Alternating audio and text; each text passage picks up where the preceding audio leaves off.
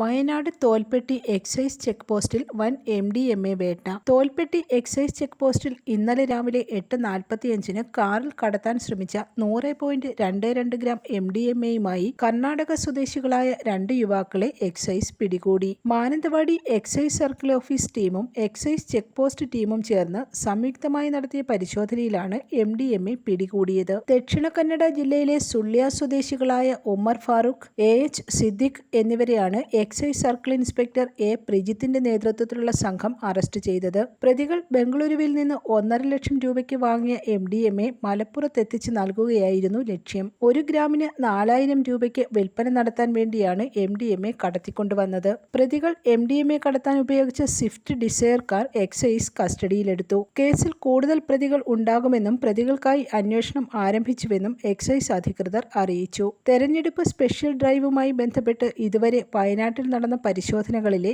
ഏറ്റവും വലിയ മയക്കുമരുന്ന് വേട്ടയാണിത്. News desk press Malayalam.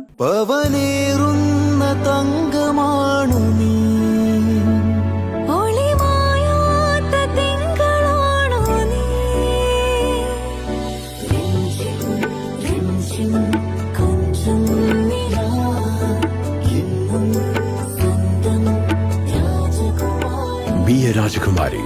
Rajakumari Gold and Diamonds. The trust of Travancore. Rajakumari.